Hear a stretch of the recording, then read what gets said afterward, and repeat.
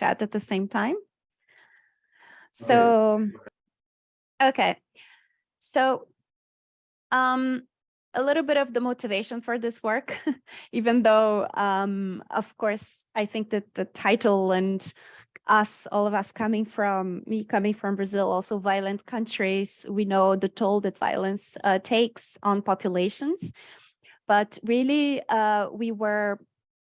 something that really struck us was the fact that we see lots of references of violence being showcased as not only a local problem, but that really it's something that you need a joint collective effort and use a public health approach, and not only think that this is something really connected to special locations. The fact that violence has been shown to impact population dynamics in many aspects, and specifically, which is more my concern in research and health, both in the short and long term, via many types of direct and indirect effects. It has been shown that also in violent settings, people are less likely to adhere to health prevention and screening programs, which has an impact on long-term health. So it's not only the direct impact of violence per se, but also the surroundings. It's also been shown how violence may be linked to uncertainty about the future, which is a fundamental feature of human life that influences behavior and long-term decision-making. On this aspect was what we started to talk about. How could we try and measure empirically the nexus between uncertainty and violence? And the literature has been really focused more on subjective uncertainty in the sense of how people perceive violence in their settings and how much this can impact behavior. And we wanted to offer a global perspective on how these... Yes, I just saw in the chat. I don't know. No, I don't have YouTube on. No. She's asking me if I have other things turned on YouTube. No. Are you also hearing me twice again? It's still going on. I have nothing turned on here. Sorry. Let me see if I can. I think it is not a problem, but I will close my YouTube, but I don't know. Yeah. So now I am just in the Zoom.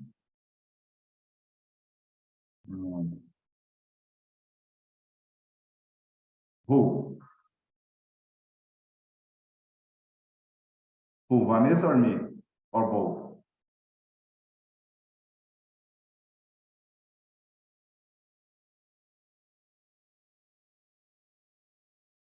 Me too. Maybe log in and log out and log in.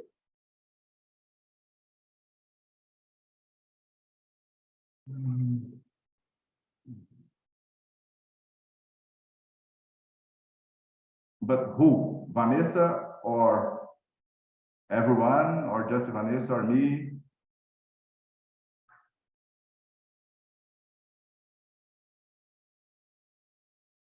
Okay, Vanessa. I think, yeah.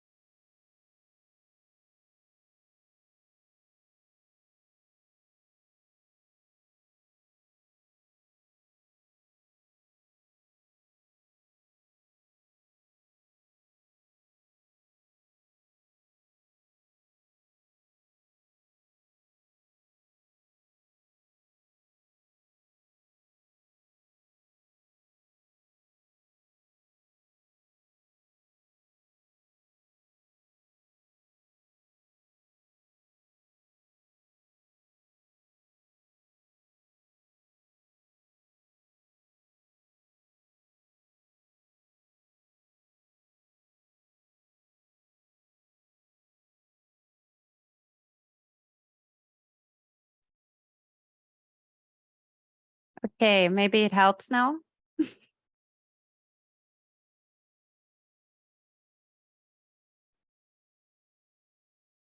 Problem solved. Great. Finally. Yes, no, it happens. Come on. Okay. Now let me. No, don't worry. It's hopefully now it will go okay. Let me just now share my screen again and just stop me if it happens again. Yeah. Solved? Yeah, sorry for that. Oh, yeah. Okay. Okay, yeah, very good. So you please start again, please. Yes, no problem. Let me just now do the So presentation much technology here. mode and can you see the full? Yeah. Okay, thank you. All right. Sometime. Okay, let's go. Oh, yeah. So, I'll skip now the motivation. No, just. I mean, I've been very motivated already. You are not motivated anymore. Yes, you're all motivated. Well, I just wanted to maybe let this last point, how socioeconomic inequality has also been very much linked to violence, and violence being acknowledged both as a driver and as a consequence in more socioeconomically vulnerable contexts. So I just wanted to maybe highlight first that this work is not about determinants of violence. It's really trying to understand and measure the nexus between lifespan disparity or uncertainty in the distribution of ages at death, and how we could take a different interpretation towards this. So first of all, we our objectives then is to first, we started from this perspective hypothesizing that violence is a key predictor of lifetime uncertainty cross-nationally, meaning it would explain or would be a big contributor in driving the lifetime uncertainty that we are measuring here as the standard deviation of the ages at death. And then we also wanted to to estimate the contribution of violent deaths to the observed differences in the lifetime uncertainty between the violent and peaceful countries for both sexes in all regions of the world. So basically, also to give a sense of how unequal most peaceful and most violent countries are. So it really comes from this broader macro perspective. And then we took two different strategies that were needed methodologically speaking. The first was, of course, the mortality estimates and the lifetime uncertainty. So first, we needed to take the age at death distributions for each country. And then what we did is, I would talk about a little bit about this in the discussion, because we're using here mortality information from the Global Burden of Disease study, which we know has some limitations specifically for certain regions, for some countries, but this is the data source we used. I will discuss a little bit in the end how we try to deal with many of the issues that this data set has. And then basically we took the age at death distributions, we split it into we took the 5-year age intervals and we split it into single ages using the penalized composite link model. Then we took all the profiles of mortality and extrapolated until older ages using the Gamma-Gompertz mortality pattern. And then we basically reconstructed from these age-death distributions from the GBD. And then we built life tables for each country, sex, and year following the standard demographic techniques. Then based on these life tables we constructed, we then estimated the standard deviation in age at death. So here, every time we're talking about lifetime uncertainty, we are meaning standard deviation in the age at death. And this is a metric that we used conditioned on surviving to age 10. So this is our metric of lifetime uncertainty. We did condition it to age 10 because infant and child deaths are strongly weighted in the standard deviation calculated from birth. And this really masks, it has been shown in the literature that this masks differences in lifetime uncertainty over the adulthood between populations. So we condition on having survived to that age. And then to assess the impact of violent deaths on life expectancy and lifetime uncertainty, we follow the cause-deleted life table methodology to assess the contribution of violent deaths. Then we decompose the differences in lifetime uncertainty between the violent countries and what we did like a composite of the peaceful region using the linear integral model for decomposition. But I want to spend a little bit more time discussing the part 2 of the methods, which were reconstructing the Global Peace Index. This is important because, of course, the measure of violence we're using here, the metric for violence, is the Global Peace Index. And we know how violence is already in itself a very difficult thing to measure. There are different types of indicators that try to capture violence. So, of course, that this choice matters quite a lot. It will impact the results quite a lot. So one thing that was important was, because we're doing this global perspective, we needed to have an indicator that allowed us to compare, to perform these comparisons. And that's why we use the Global Peace Index. The Global Peace Index is a composite indicator that resembles quite a lot the Human Development Index. It's a weighted composite indicator. It comprises of 23 sub-indicators of violence that include both so-called, in the literature, objective and subjective measures of violence, because it also includes, for instance, fear, perception, etc. And these indicators, they were the indicators that are inside this composite indicator. They are selected, they were tested and selected through an expert panel. This project of the Global Peace Index started in 2007, and they are reviewed constantly. And then you have scores for each indicator that are normalized on a scale from 1 to 5. And then they, for those that are qualitative scales, for instance, fear, they are banded into 5 groupings. And the thing with this indicator is that they go through 3 different so-called domains. So one domain is what it's called ongoing domestic and international conflict. The other is societal safety and security, and the other militarization. So it's really like a very broad indicator, but that tries to capture the different facets of violence, which is a very complex phenomena, right? But the issue is, we can see here that inside these 3 domains, of course, it's super interesting that we have all of these, but they are split into 2 so-called, so we have these 3 domains, and they're split into these 2 weight variants, what they call the internal peace and the external peace indicators. And the internal peace indicators, they have a higher weight of 60% in the overall composite indicator, and the external peace is 40%. And then one thing that the first time we were doing these estimates, we found some really unusual results. And the thing is that in the external peace indicators, you have indicators such as military expenditure, and also, for instance, weapons export and holding nuclear and heavy weapons. And the thing is, how much are these elements, which are much more connected to foreign affairs or how a country deals with their diplomatic relations, really associated to internal distribution of ages at death, right? And then we just did some graphs, and I'm just going to show you very quickly here. For instance, here, the dots are external peace indicators, and the triangles are internal peace. And here, just to highlight that the yellowish, so the more yellow, the higher the score for a specific indicator. And then we can see, for example, that North Korea has the highest scores for nuclear and heavy weapons, neighboring countries' relations, and military expenditure.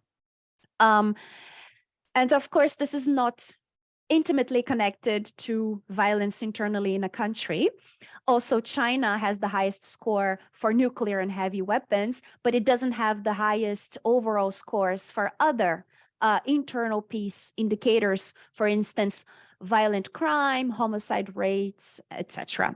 So when we look into, for instance, on the other hand, when we look into countries from our region, from Latin American, Caribbean regions, it's the opposite.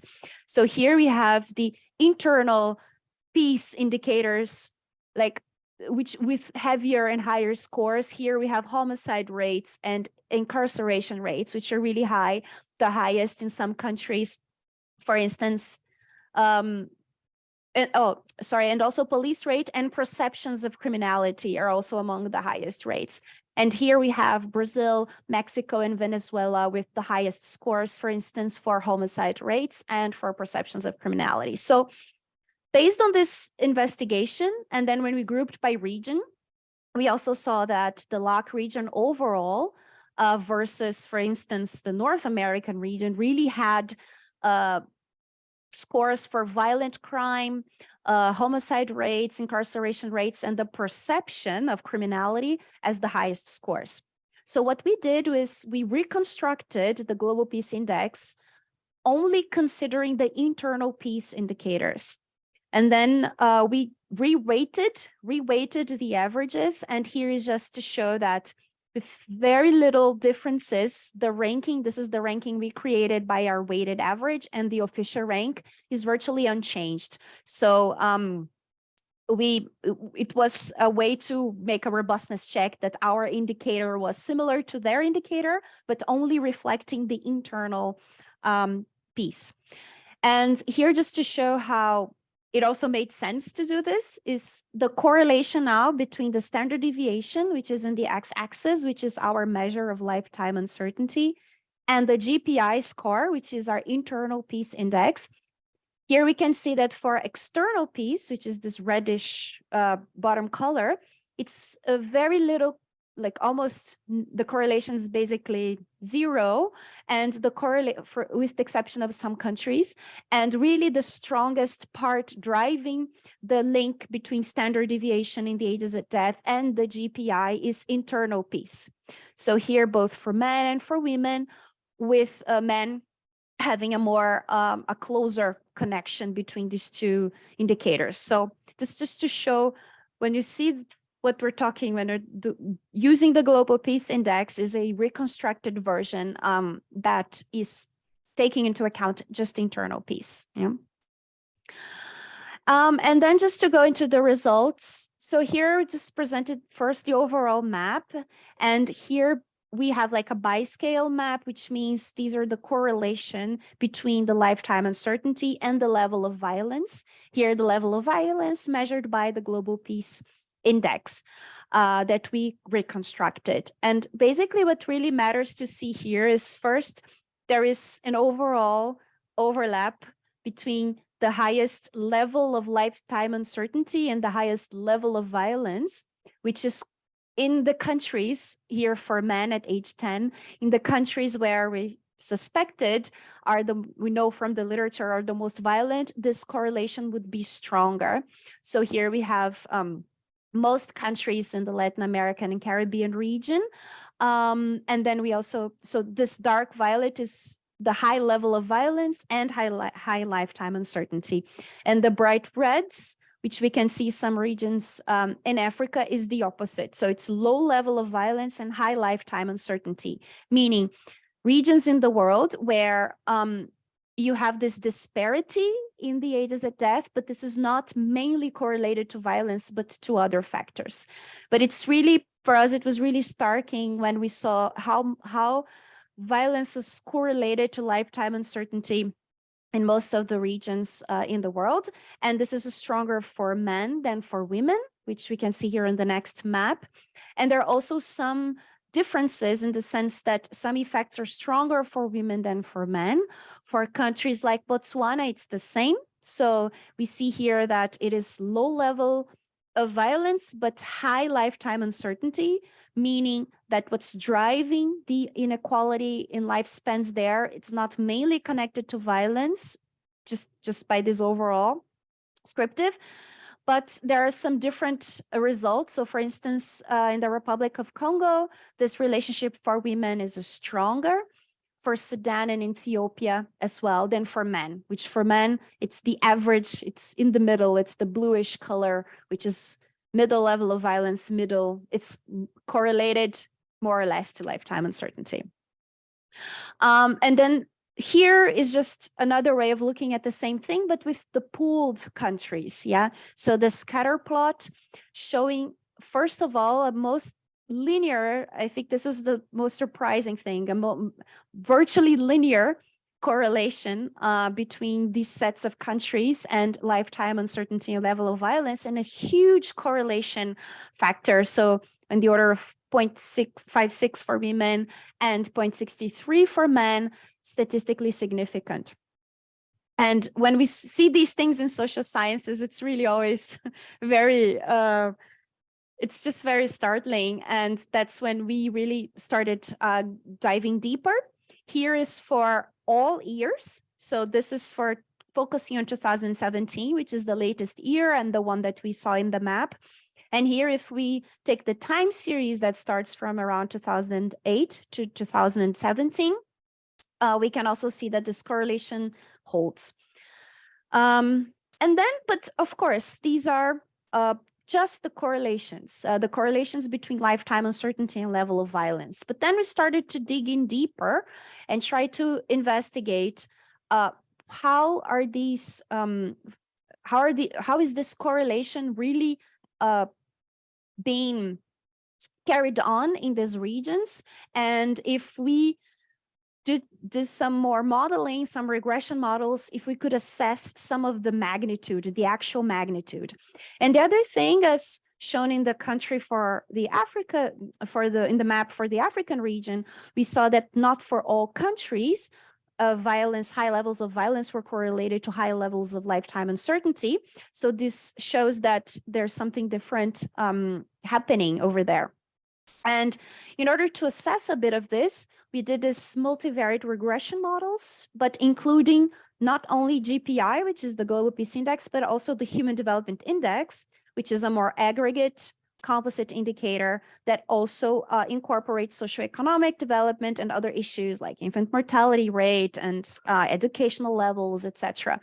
So in order to see how much the relationship would change, and if we were expecting, of course, that the relationship with HDI, with Human Development Index, is strong. But when we added in the model, the question was, would it change the direction or even the magnitude or the statistical significance of violence alone? And then, so the results here, just to discuss a little, they are centralized. So the model predictors are centered and standardized because GPI and Human Development Index are working with, they have slightly different scales. So for us to make the comparison possible, we standardized everything.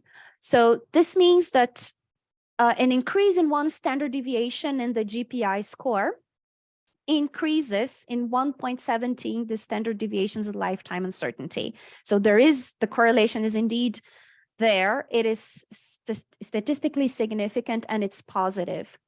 And the relationship that was also already present in the maps and the scatter plots here, again, we have a more, let's say, robust indication of how positive and statistically significant the association is between being a man and having higher lifetime uncertainty. And then, of course, we really wanted to add the Human Development Index and see what happened. And we see that the association diminishes in terms of magnitude once we control for socioeconomic development, here proxied by the Human Development Index, but the association between GPI and lifetime uncertainty remains significant and remains positive even after controlling for these factors. And the association between gender, so between being a man and lifetime uncertainty, also persists after controlling for this. Then afterwards, we thought, okay, let's put the GPI, add the socioeconomic context, and fixed effects for the region. So maybe what's happening here, because this is pooled sample, yeah? So maybe this is something that's, of course, region specific, like the map was already indicating. And then indeed, even after we added the controls for HDI, GPI, and included the region fixed effects, the association remains positive and statistically significant. Males also remain there, statistically significant.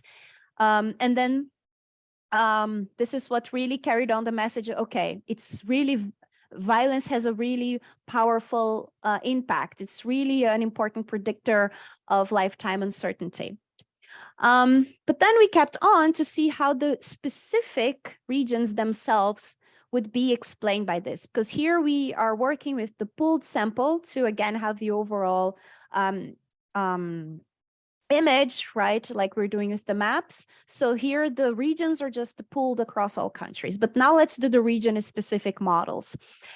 And then we see here as expected that's in the region that here we're calling Americas. And we had, because of many reasons, not only sample size, but also because of the fact that this is World Bank regions, but just to make this comment, this remark, because we combined Latin American countries here for these models and North America, because we have US and Canada, and they're just 2 points in the sample. So we combined them, but we also did robustness checks without them, which is in the appendix of the paper, and the results don't change because the effect is so strong for example, males. And here we see twofold the association between violence and lifetime uncertainty, meaning men here in the presence, controlling for violence, controlling for human development index, and controlling for year, because here we have the time series.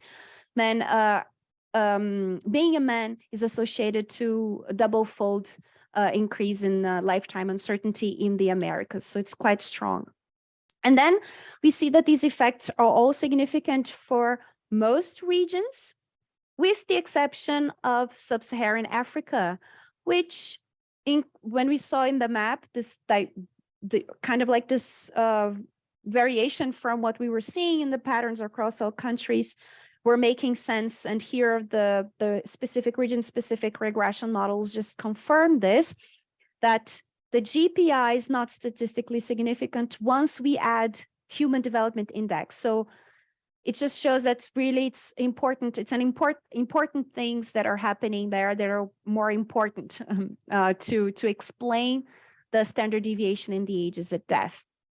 And for all of the other regions, GPI remains statistically significant, irrespective if we control for the trend, the time series, for the interaction effects, for the human development index, and the gender also for all countries is positive and statistically significant, meaning men have higher lifetime uncertainty, and the association is strongly correlated with violence, more so for men than for women, with, again, the only exception being Africa, which the gradient reverses. And then women, and then we will see they have a higher lifetime uncertainty relative to men in these countries. So just to make a parenthesis now and the summary results from these models. So we can see that from the region-specific models, even after controlling for human development index, the association between GPI and lifetime uncertainty remains positive and significant across all regions, with the exception of sub-Saharan Africa. So this implies or suggests more better saying that violence is less predictive of lifetime uncertainty there. So the literature really points to other factors, especially that contribute to high adult mortality in young and middle ages. So driven by factors such as communicable diseases, including HIV, which are probably more important in the region than violence. It's violence alone. Violence is important, but alone it's not so. It's not significant to explain the bulk of the uncertainty that it's found there. And the association between violence as measured by the GPI and lifetime uncertainty remain similar across all the years, with the exception of the MENA countries, so the Middle Eastern countries, where in fact the association with time has become stronger.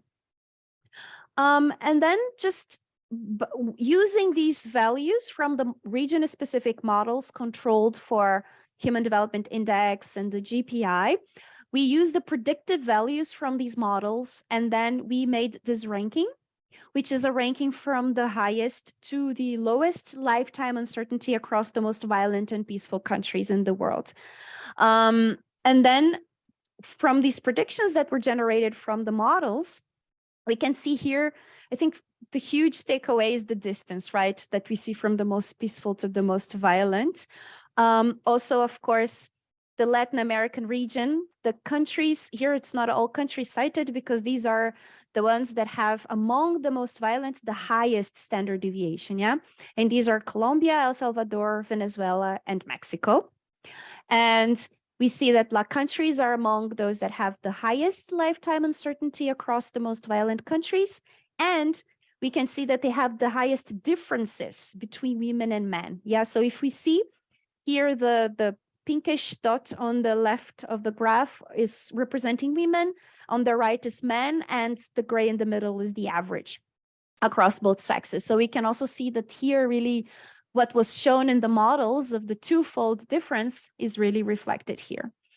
So really the takeaway is that the average predicted value of lifetime uncertainty across the top 10 bluish peaceful countries and the most violent ones, reddish in the bottom, is it's a huge difference, right? We see it's almost as if the distribution is completely shifted to the right in the ranking.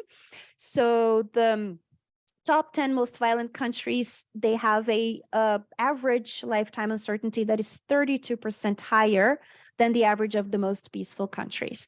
And the largest gaps, overall largest gaps, are in the MENA region for both sexes, so these Middle Eastern countries, then males in Latin America, females in Africa, and Russia and Ukraine, which are part of the Europe and Central Asia, but are among the most violent countries in the world. And men in Yemen, which are in the Middle Eastern region, are the ones that out of all of the countries for 2017 experienced the highest lifetime uncertainty, followed closely by Syrian men. Yeah. And then, so after we had our estimates, and then we said, okay, now let's see the contribution of violent deaths to explaining these differences, because we know that violence takes many forms and it impacts mortality in different ways. And then we basically, for this, we took the cause-specific mortality distribution, and we made a difference in lifetime uncertainty between the countries with the high levels of violence and a composite of the 10 most peaceful. So this is a way to make the comparison possible. Yeah, we take it's as if the 10 most peaceful countries in 2017 are the standard, and how much we are deviation, and the proportion of this difference that can be attributed to specific causes of death. And then we see here that among males in the Middle Eastern countries, so Syria, Iraq, and Yemen, and Latin America, El Salvador, Venezuela, and Colombia, violent deaths, which are completed here by war-related and homicide, they account for over 50%, as you can see here, crossing the threshold of the difference in lifetime uncertainty with peaceful countries. And the largest burden of homicides, when we decompose violent deaths here, we are considering war-related, homicide, and the rest. Then when we look at homicides alone, then the largest burden is in the Latin American countries, where we know from other references that this is where the region in the world where 1/3 of global homicides are concentrated. In Colombia and Mexico, they're here in these two bars, we can see that lifetime uncertainty due to homicides is particularly visible among men aged 20 to 35 years. Here we have the total, yeah, but coming from the literature. And in Venezuela, homicides for men aged 15 to 20 years, so relatively young, actually contribute more than 1 year to the difference in this total standard deviation of ages at death compared to the peaceful countries. So it's really a dramatic contribution, which we already know from other studies on violence in these regions, but this really helps to put into perspective when we compare to the peaceful ones. So this is, I think, what I wanted to focus on more from this paper and bring a bit of the debate now. So we know that the impact of violence is multifold. So one of the ways that this has been assessed is, for instance, the economic impact of violence, which has been estimated to be in the orders of trillions. And recently there was a release from the Lloyd's Register Foundation World Risk Poll that actually showed also attitudes toward risk and violence. And this was interesting because they made this distinction between fear and experience of violence. And the highest fear of violence was in Brazil. And I found that very interesting because even if people were not linked necessarily to violent experiences, the fear of violence, which is driven by being surrounded by violence, was driving 83% of people being worried about eventually becoming a victim. The highest experience of indeed violence, meaning knowing someone or having had experience of a very serious harm due to violence, was in Namibia.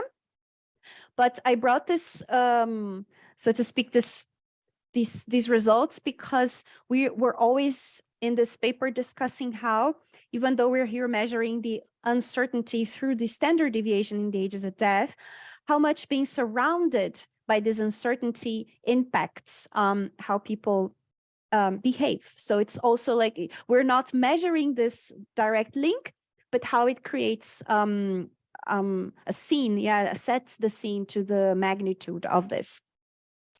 One thing that we can also discuss is that we use the distribution of ages at death from the GBD, which we know specific for some countries, it's heavily modeled. So this means we make a discussion on this in the appendix that some of our point estimates can be not very, they're modeled, but the differences and the effects are not impacted by this. So I think because we're coming from this macro perspectives in the comparisons, it's quite reasonable to have these data sources for the countries where we don't have a reliable information from the civil registration. But if we were to look into determinants into the regions, then the other data sources would be more important to include and more reliable. Yeah. So I think just to take away message, it's my last slide, is even after considering broader indicators of socioeconomic development, such as the Human Development Index, we can show that violence is not only strongly associated to more unpredictability in the length of lifetimes, but we did some tests and we saw that it was even more correlated to life expectancy itself, which also adds to this whole literature that has been discussed in demography of how it's really important to not only look into the trajectories and the trends in life expectancy, but also look into the inequality in the lifespans, because not always they walk together. Yeah. And how is the striking thing was how much violence alone, if we consider this by the GPI, is a major driver of disparities in lifetime uncertainty. Especially when we take this perspective between the most peaceful and most violent nations in the world. This just adds another layer to the already heavy burden of inequality that these countries face. So people in these countries not only expect to live less, but also to expect to face a higher uncertainty in their length of life. And this has many implications. Yeah. So the uncertainty in the length of lifetime may impact this individual behavior I was talking about, and also these long-term perspective and decision-making, because it creates a why bother mentality. Yeah, why bother to make plans if I am not sure if I will live another day? And it is in itself also a mentality that can be more conducive to more violent and high-risk health behavior. So it's also important because we know that higher uncertainty can impact how people respond to policies, because if they you can make the best policy in the world in Brazil, but if you see that 83% of the people have fear, maybe they won't uptake these policies in the same way. So it's really a structural issue that needs to be taken into account also when we're doing policy, not only the other indicators that we have. Lastly, I really think that the study benefits from this reconstruction of this aggregate indicator, but all that looks into the internal, it's a multidimensional indicator, but we look into the internal perspective. So this allowed us to make this comparison in a global scale, to put in this violence into perspective, really make the case that it's not only a local problem, it's really everyone's business, so to speak. It really impacts a lot on a global scale, and really to emphasize the research on this, emphasize the researchers that have focused on violence as a important structural and a public health issue, like a very important issue that it's not to be considered only as a conflict related, as a local problem, but that really has a spillover effect over many other layers of population dynamics. So I'm very looking forward to your questions, discussions, critiques. Very welcome. Thank you again for inviting me. Thank you, Vanessa. I think, first of all, we can open for questions and comments, right? So if you want to, you can send your questions via chat, Zoom or YouTube, or if you prefer, raise your hand and we will open the microphone so you can ask your question. Yeah, the audience in Zoom and YouTube and also in the room. So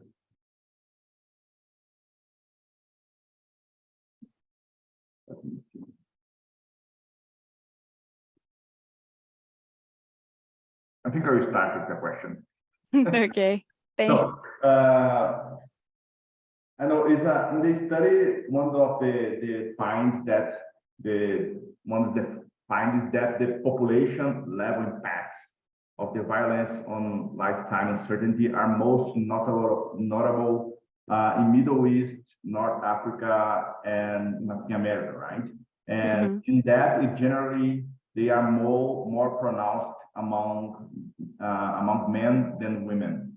So I would like to know if you guys have analyzed, thought about, or intended to, let's say, analyze the impacts of the violence on lifetime uncertainty of the women and the children with these men who died prematurely. So, in other words, or what I mean, how the violence and the death of these men also impact the life course of their partners and also their children. Yeah, no, thank you so much for your question. Of course, we discussed this a lot. And of course, we didn't look into that because we're also not investigating so much, measuring this, because we're not looking into social determinants. But one thing that was really, even though, so it's really interesting because I think I see this also with health, in the sense of the issue that some diseases are more lethal among men, but women live longer, but with more prevalence of disabilities. I think the issue of violence among women in many of these countries, they are indirect. So even though the impact for men is via lethality in the sense of impacting their distribution of their ages at death, the study only shows that this is impacting more the ages at death for men than for women, but it doesn't mean that women are less impacted by violence. The fact is, the issue is their impact is more indirect. So just, for example, the case you gave, the example that you gave, for instance, to live without a partner, this just reinforces this poverty, insecurity, violence cycles, that magnify already pre-existing structural imbalances in these gender relations, especially at young ages. In some Latin American countries, we know, I mean, we have data that female homicides have increased over the past decades, so feminicides, yeah? And so it's, of course, that these, and this is for 2017, so of course these women are impacted also directly, but I think their impact is more indirect. So it's more difficult to measure in this regard, because here we are focusing on this global scale, on the distribution of ages at death. But of course, they are more exposed in a way to the vulnerability that violence creates. So the structural imbalances that already exist are magnified in these violent countries. So I think this is a huge issue that, of course, I mean, we did not measure this or quantify this because it wasn't, it's very difficult to do this also on a global scale, and that wasn't the focus of the study. But you're right, this is extremely important. And I think it's not to downplay the importance. When we say that men are more affected, it's because they're more affected in terms of the direct impact of mortality, and women are more impacted overall through these indirect issues, which are even worse in the sense that they're long-term. Yeah, they survive these problems, but they live with all of the issues that are left, so to speak, by the structural problem of violence. There is a question in the chat, in the Zoom chat. I don't know if Juan Guillermo, bueno, do you want to open your microphone to ask your question? Because, I mean, the question is in Spanish. I need to use 3 different languages in my mind to translate. Maybe Juan Guillermo can say or ask. Of course. Emerson, puedo hacer la pregunta, pero si alguien ayuda a traducirla al inglés. Espero que Vanessa entienda el español. Yes, I just can't speak. I'm sorry. Okay, hablo despacio. Mira, a mí me impresiona porque yo trabajo violencia y masculinidad. Y he estudiado mucho la diferencia entre los feminicidios, la frecuencia y la prevalencia de feminicidios, y la prevalencia de homicidios a hombres. Y en múltiples países del mundo son mucho más los homicidios de los hombres que de las mujeres, ¿no? Ahora, yo no lo pongo a competir, ni quiero distraer la atención de la prevalencia del feminicidio. Pero lo que me pregunto mucho, viniendo yo de la filosofía, es por qué se centra la mayor parte de la discusión sobre violencia en la que ellos ejercen sobre ellas y menos se discute la violencia que ellos viven. Colegas como el primer autor del texto que estás presentando, y Víctor también, han documentado que incluso la esperanza de vida de los hombres ha disminuido por la magnitud de los homicidios. Y entonces mi pregunta, que es más filosófica, sociológica que matemática y demográfica, es si no nos hace falta discutir como un factor de reflexión cómo los hombres se van acostumbrando a convivir con la violencia, por cómo somos socializados. Vamos naturalizando la convivencia con la violencia. Y a muchas compañeras feministas, y lo digo a alguien que yo trabajo con muchas colegas feministas, les parece como políticamente incorrecto que hable yo del derecho de los hombres a una vida libre de violencia. Que implicaría cuestionar modelos de género colectivamente estructurales, como tú decías. Entonces, mi pregunta es si te genera algún sentido como discutir mucho más la violencia que viven los hombres desde niños y cómo se acostumbran a convivir con la violencia. Yo ponía en el chat, en el caso de la invasión a Ucrania, las mujeres podían irse. Los niños podían irse, pero los hombres de 18 a 60 años tenían que quedarse a pelear. Yo tengo 2 hijos en esas edades y les digo, qué bueno que no son ucranianos, ¿no? Porque estaban obligados a la guerra. Y luego los critican porque dicen que los hombres hacen la guerra, pero también la guerra obliga a los hombres. Es un comentario por si te genera algún sentido y obrigado por tu presentación. Obrigada pelo comentário. Beautiful comment. Yes, I agree. I mean, I think that I really think that this issue of very grossly speaking, the violence of the dead versus the violence of the living. I really think that of course, we focus on in this study, we're focusing on this uncertainty in the ages at death in death, we're focusing on death because to give a notion of the magnitude. So I think it's like you said, like all of them, both Jose Manuel and Victor that have worked so much with violence. I think that most of the works focus on death because it is death we consider, so like you're saying philosophically, the ultimate consequence of dramatic events. And also these are events that we can, even with all the problems, all the issues, methodological issues, they are countable, yeah? So it's a way to it's not a way to understand, it's a way to measure or quantify violence. But I really agree with you, and I think that is why we struggled in the sense of our effort to always be interpreting this result in terms of look at how, just like you said, living with violence can have other impacts. So trying to interpret lifetime uncertainty, not only life expectancy, because we know that it impacts life expectancy, of course, but then when we see that the impact is even stronger at the distribution of ages at death.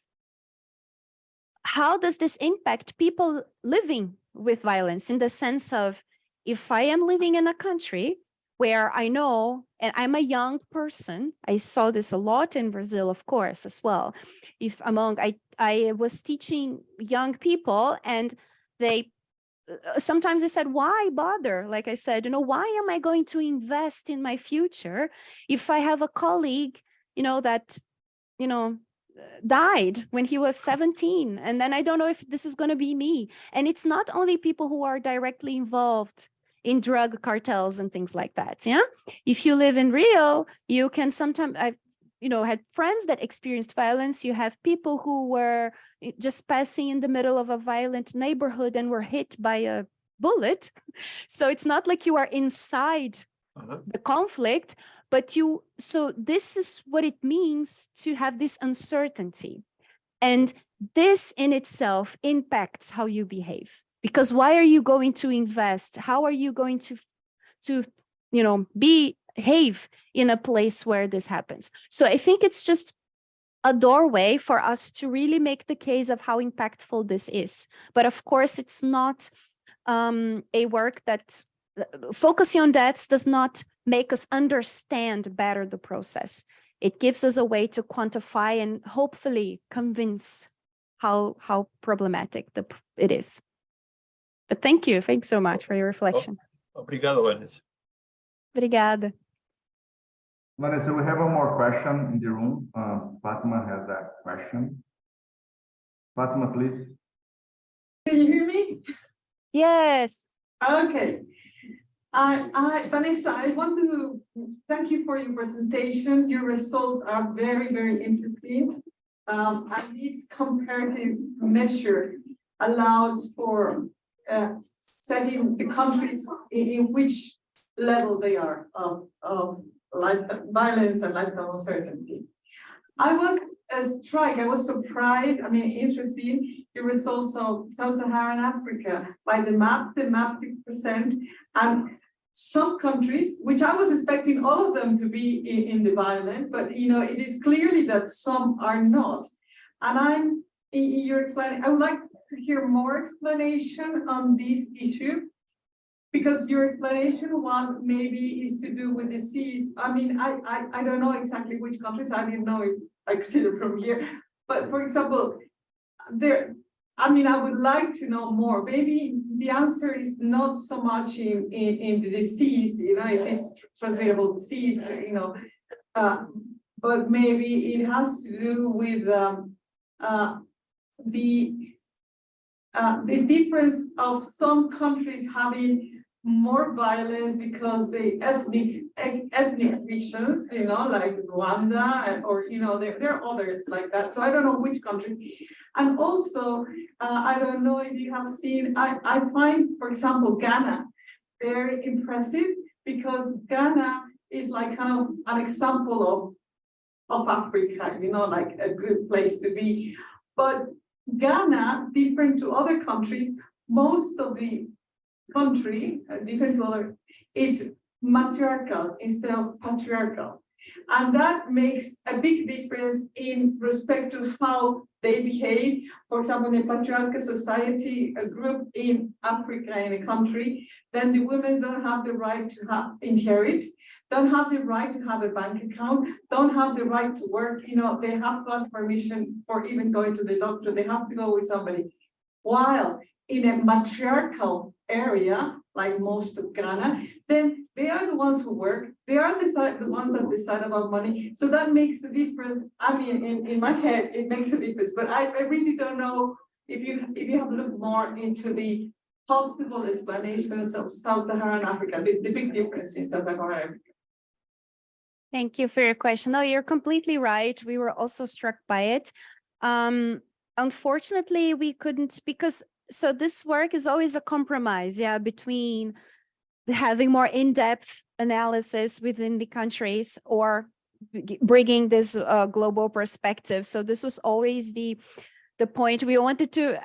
For instance, just like you, I was super curious about this and interested in trying to understand if this was also correlated to the gender index, because there is a gender index which also tries to incorporate other elements.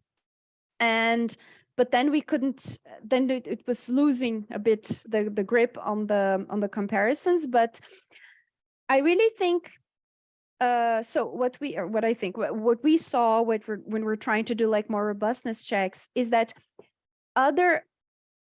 so first of all, it just shows how our intuition sometimes needs to be readjusted, in the sense that some things that even in the literature is brought up, that we think it's common sense of what's happening in Africa, just shows how it's not, like in the sense of it's a very complicated context that demands like much more careful analysis and much more not taking for granted what we think. Because I think that, so the issue is the mechanism, which is something we're not looking at here, but in the literature, when we delve deeper, was the mechanisms linking violence to mortality in these countries are very different. So that's why they're not impacting so much. So we have a high standard deviation that in most of these countries, but that they're not mainly driven by violence. They are driven, for example, by these aspects that you're mentioning. And of course, this is also something that can be due to the indicator itself, because the indicator itself, even the internal piece, it tries to capture different dimensions of violence, but that maybe are not exactly the type of violence that would be captured in these countries. So for instance, there is number of internal conflicts fought, but I am not sure when we saw how the indicator was constructed, if they include, for example, clanic or tribal conflicts, if they can even account for that, if in the sense of if they have registration of that happening. So what I'm trying to say is that maybe for African regions, sub-Saharan, yeah, because the North African is a bit different, but for the sub-Saharan African regions, I also think that there may be an impact from the indicator itself, because all indicators are a reflection, right, of the mechanisms that we think are happening in these places. And secondly, so first, the indicator itself and the way it's attempting to capture the multidimensionality of internal conflict, internal violence. And second, the mechanisms are just not the same.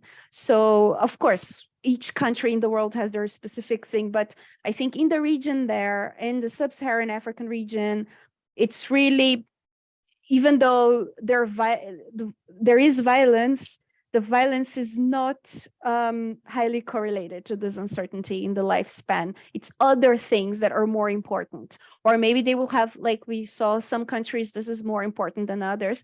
And for women, sometimes it's more important. But yeah, it's a great question, but it's one that we couldn't answer only using this indicator, yeah. But yeah.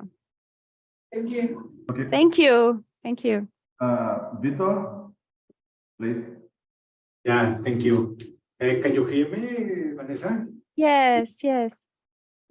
Well, thank you very much for your presentation. I think I want to congratulate you and your collaborators for this a huge work and very robust and very demographic work that you did. And I think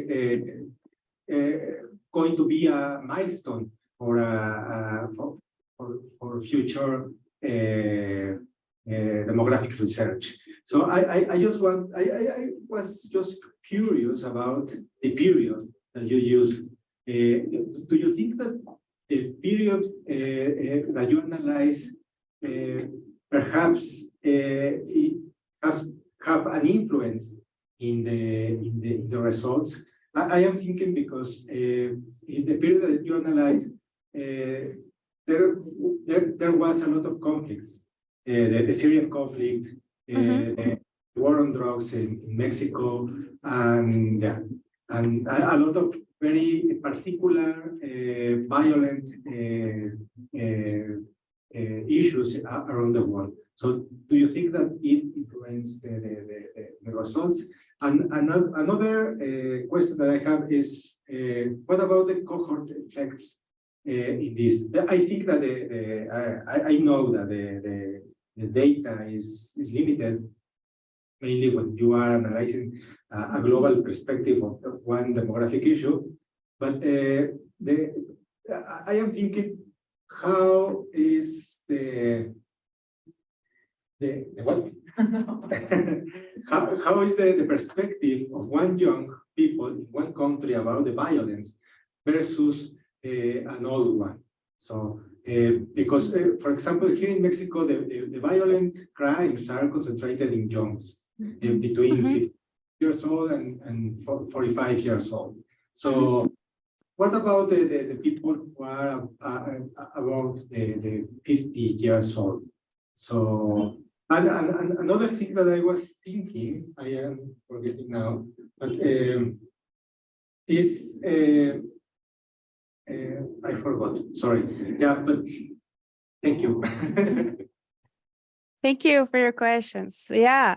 So the first one about the period. So you're right, of course, the period has an impact, but we did, so in the models, both in the regression models, and we have some others in the appendix, we did lots of models, and it's specific for each year, starting from 2008, because that's when the Global Peace Index is the first time that it's constructed. They have a little bit backwards, like 2004-05, but they don't have all these countries. So we started from 2008 to 2017.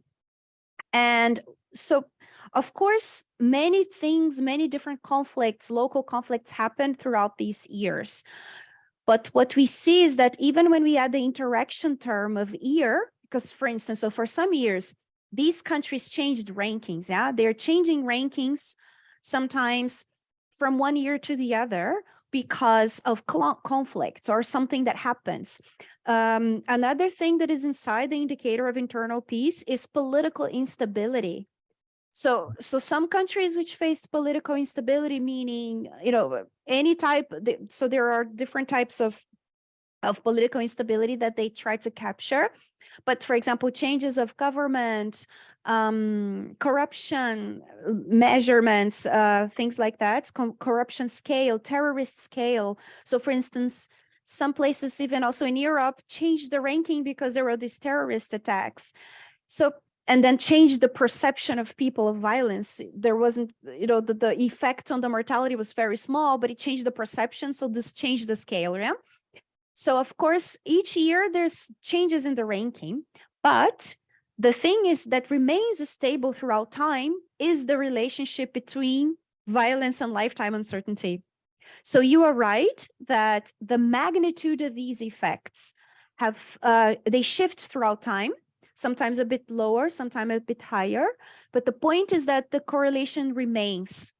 It remains, and it's statistically significant, and it's not, it's stable across these last 10 years at least, yeah? So even though violence overall on a global scale, the average has slightly diminished throughout the year, the relationship between this level of violence measured by the GPI and lifetime uncertainty has remained stable. So this is what's quite the point. I mean, quite striking in the sense that you will have these variations from year to year sometimes, but because of these changes, but the significance, the relationship is there. So it's regularity is quite strong. And the second aspect of the ages, you are right. And so one of the reasons I was mentioning, we conditioned on age 10, starting at surviving to age 10 is because of the influence on very young ages, but we also did do the same analysis for 15, 20, 30, 35, 40. And then what happens is the correlation loses a bit, it remains, but it loses strength throughout the ages because, of course, you're shifting the distribution. So the reason why it's important to look at this age, like 10 or 15, we started first with 15, but then we went to 10, is because of your correlated question with the cohorts. Even though here we are doing density of deaths coming from the assumption of a stationarity of life tables, yeah, but still you starting from the age 10, because then you have, it's an age young enough to have all of this expected experience of violence that happens at young ages, but so old enough to have this experience, but young enough to not be impacted by the very young ages that mask these overall differences, yeah? And so we did this different cutoffs, and this age was the age that had the highest correlation, yeah, where the relationship was stronger. But just remembering that this is when you start the standard deviation, yeah, so it's from there on the distribution. So it's not at, like, in the sense of like a discrete point age 10, but where you start to look at the distribution across the ages. So what I'm trying to say is that, in other words, this is capturing what you're saying of the strong effect at younger ages. And then when we do the decomposition, is that it just shows how it is at young ages, and in Latin American countries driven mainly by homicides, and in other countries driven mainly by war-related conflict. So so the measurement, the metric tries to account for that. Yeah, it's the effort to try and account for that reason. But of course, in terms of individual level experiences, I think related to the question of Fatima, and also the comment, the reflection by Juan, that of course this will vary from countries to countries. Your perception, right, or how your experience cohort-wise of violence will be different. But to try to account by it for the standard deviation was to make this cutoff at 10. But we do have for the other ages to show. I hope I answered. Yes. Thank you very much. Wonderful job. Thank you. Thank you. Question or more questions? One here. Emerson? Yeah. Okay. There is a question in YouTube. Andres asking, so I read his question. What would it be the reason why the GPI is not significant for South Africa? Meanwhile, the HDI signs change to positive in comparison with other continents. Mm-hmm. Yeah, this is connected to some of the comments, questions of Fatima. Yeah, we are not, we did not look into the determinants, but definitely the social determinants and the health determinants into each region. But what we suspect, given the literature, is that really the impact in the sub-Saharan African region is on lifetime uncertainty is not driven mainly by the level of violence. So the level of violence there is not the main predictor of lifetime uncertainty, while in these other countries that we looked into, it's quite a strong, it's an important predictor. Yeah, Human Development Index is important for all, of course, because it's also capturing a broader elements like education levels, other elements that are really trying to capture socio-economic structural imbalances, even though there is also criticisms, right, to the Human Development Index as an indicator itself. But in a way, we were expecting that this relationship would exist and it would be stronger than violence. But the fact that the GPI is the net effect, so even though we control for Human Development Index, the GPI is still very relevant, is the message that violence is a predictor, important predictor. And the sub-Saharan African countries, what's mostly likely happening is that the impact on mortality. So this doesn't mean, so again, with the comment from Fatima, this doesn't mean that the impact there of violence is not happening. It means that probably the mechanism through which violence is impacting life there is different. So it's not via changing the distribution of the lifetime uncertainty, but it's via maybe indirect effects or even impacting health. So for instance, it could be that it's not direct impact on mortality, but via other mechanisms. It seems that communicable diseases are more important, more relevant, and have a stronger impact in the lifetime uncertainty over there.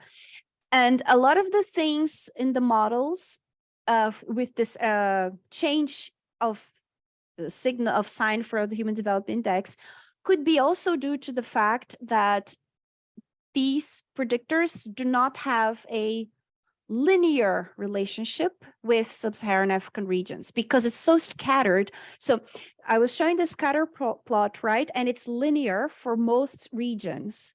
And for sub-Saharan African, it's not, meaning the diversity in the countries is so big, so large, that there is almost like a randomness in the indicators, right? So this really shows that there is a very specific place that should not be, we should not interpret the correlation between violence and uncertainty as in the same way. Yeah, it seems that this is also due to this distribution, in the sense like the model is, we use a linear model for this with fixed effects and did lots of different models, but we saw that we took Africa out as well, put it back, and you see that the relationship there is not linear. So it's really something else that's happening there, but unfortunately it was out of the scope of the study, and also we would really need to look into the social determinants. So, but this is our what we suspect based on the literature. We have one more question in the room. Yes. Sí, Yeah. Lizeth. ¿Tú quieres decir? Dice, nada más acércate. Es que se trata que no, ahí está el micrófono. O sea, se ve que Joana.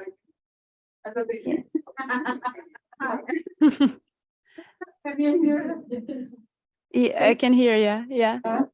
Thank you. Hi. Hi, thank you for the presentation. It was quite interesting. I love the approach that took in account the inequality aspect, because I think with this time uncertainty, one thing that you can do is actually that, take in account the differences in territorial aspects and group aspects. So I find it very, very interesting. And I was wondering if this difference between external or violence because of conflicts is not that correlated in comparison with this violence for internal aspects because of that, no? Because it's more expanded in there. You can see less these differences. And I was just wondering if you could compare these measurements that you made with some life expectancy, maybe actual life expectancy measurements, and if what kind of difference you did you find. I don't know. I don't even know if there exists some global indicator of life expectancy because of violence. But I think it will be interesting to see what kind of differences you can find there. That's it. Thank you.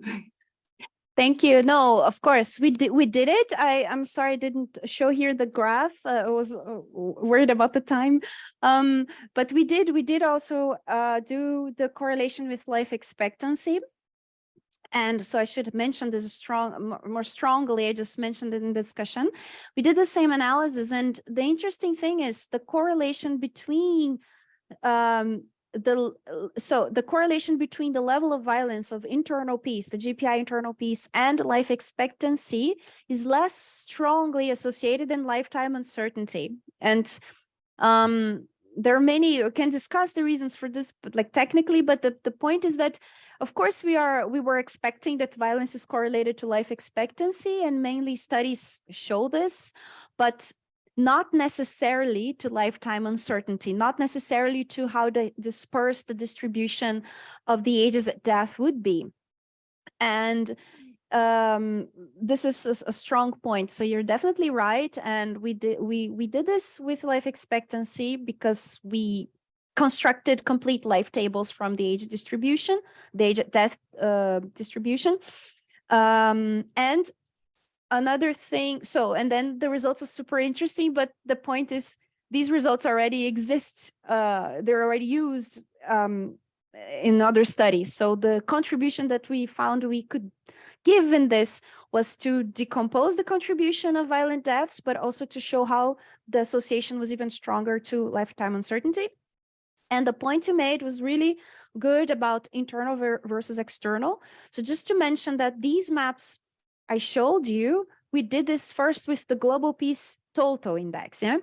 And then we saw that not for these countries in South Africa, because this, in Sub-Saharan Africa, sorry, because this could be like an explanation, right? If it's just some types of elements that are in the external piece that are not in the internal, that would be more correlated, but they're not. The biggest difference we found was among countries that had high military expenditure as a percentage of their GDP, countries that had nuclear weapons, and countries that had a high involvement in other conflicts. So, for instance, some countries, so China was a good example that when we took the external part out, then the relationship between the level of violence and lifetime uncertainty changed, because this was just the weighting of the index, yeah? But this is not affecting the distribution. So when we kept one thing constant and just changed the other, yeah? So the lifetime uncertainty is not changing, because this is the same measurement, because it's just based on the standard deviation. What changed was the Global Peace Index indicator. And then we saw how what was really putting a lot of weight was these external conflict thoughts, which also connects to something that Victor mentioned. So when we variation across the years, the most variation happened due to external, more than internal, more to external conflicts. So they had a more impact in the indicator, yeah, not on the deaths, but in the indicator. So the correlation changed more because of this. So we did the analysis with and without, and then only for each separate. And then we saw that if our research question was connected to external violence in the sense of foreign affairs, the impact on foreign affairs, then it would be relevant to include them. But because we're trying to look into the internal, the consequences in internal mortality, then it didn't make sense. Yeah, of course, one could argue that if you are a country where you value having nuclear weapons for some reason, then maybe this also says a lot about how you are internally. And so this could be, but that's why we did first with total, but it seems it's not that correlated, because it can be just really connected to these external, completely political external factors. Yeah. Thank you. Thank you. Sorry for the long answer. It's just really difficult questions. Thank you, Vanessa. So I shared the paper with you guys in the chat, in the Zoom chat. So it's very easy to find the paper in the Google or Google Scholar. It's very easy. Okay, we have one more question in the room.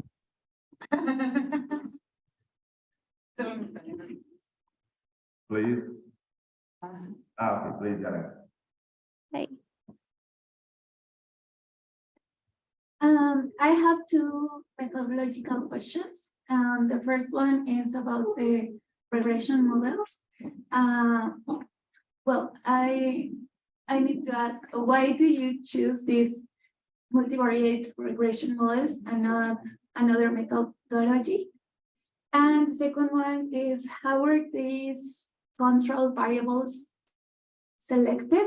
If you have another, well, were there other variables dropped out of the models at the end? And that's. Thank you. So we chose these multivariate analysis and using these more generalized linear models because, as we showed in the scatter plot, the relation was linear and the correlation was strong and the relationship was linear. So we explored also region by region and the relationship was also linear.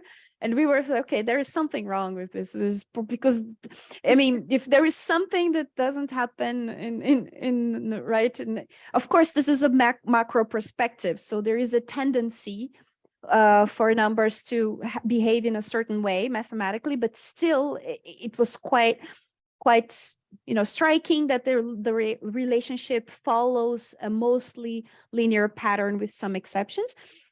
So that's why we use these types of models, because then that's how you look at the shape of your data, yeah, and then based on this you select the most appropriate regression model, and also of course taking into account parsimony as much as possible to be able to explain. And then we did use, in these regression models, we also used fixed effects for the regions to really see, like, if you're holding constant, if you're holding constant all the other factors and you're looking at the impact of each region, what would be the results. So that was mainly the reason and that we chose this. The model selection was also, so the variables are the ones we have. So it's not, so we have the Global Peace Index, we have the Human Development Index, and we have the regions that were grouped from the World Bank regions and female or male. So we did not, the year of the data, but we did not have more info, like we could get more information, but then this would be really, so the whole challenge of this paper as well was to keep this macro perspective in the sense of the comparisons, making the comparisons sound sound, both in terms of the research question, but also in terms of the robustness, demographically and mathematically speaking, methodologically speaking. So these were the information that we could use, that we had for all these countries, and that we could compare. So this was the criteria for the variables, yeah. And the selection of the models were just the typical like how the model behaves, and the full model explained more and was better in terms of the residuals and things like that. So I think in the end, the models were much more to give us a statistical parametric measure of what was happening and confidence intervals and everything, so that we could have proper estimates. I'm saying this because in the end, the relationship was so linear, with the exception of Sub-Saharan Africa, that everything went according to what was expected, given just the descriptive analysis. Yeah. So then we could just see the amount of impact that each of these variables had. So these were the rationale for these choices we made. Thank you.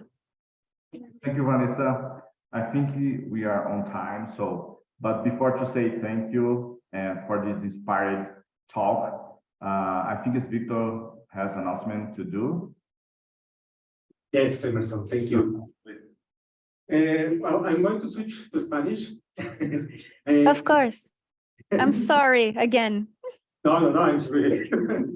Quiero agradecerles, antes que nada, a todos los que participaron en este primer seminario de este semestre, y a todas las personas que lo hicieron posible, a Pablo, que nos hizo el favor de apoyarnos con toda la cuestión tecnológica, a Eduardo, a Eric, a la Coordinación de Servicios de Cómputo, a Cristina Portas, a toda la parte de difusión y Agenda Colmex, a la Dirección del Centro de Estudios Demográficos, que nos apoyó para llevar a cabo este evento, y a todos ustedes, a todos las y los colegas de los programas de estudio y y que nos están siguiendo en línea.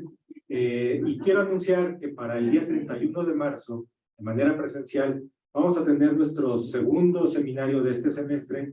Nos va a acompañar el doctor Vladimir Canudas Romo, que viene de la Universidad de Australia, y nos va a hacer una presentación también muy interesante, como la que nos hizo favor de hacer a Vanessa. También quiero agradecerle muchísimo a Vanessa por su disponibilidad para ser la que arrancó esta serie de seminarios de este año. Aquí en México decimos que son padrinos o madrinas quienes arrancan o que dan el inicio a una serie de eventos. En este caso, Vanessa va a ser la madrina de la serie de eventos de este año. Muchas gracias, Vanessa. Y pues, Emerson, por favor, tienes la palabra. Gracias. Muito obrigada. Gracias, Vitor. Y Vanessa, thank you so much for this great presentation, for this great talking, and for bringing this topic up for discussion. I think I'm sure that many of especially the students, but for us also included, can explore these ideas in their future studies. It's very inspiring talk, and so thanks again, and I hope to see you soon in PAA. And so, thank you. Thank you, everyone. Muito obrigada. Obrigado, Vanessa. Bye-bye. Bye. Obrigada, tchau. Obrigado. Gracias a todos. Ya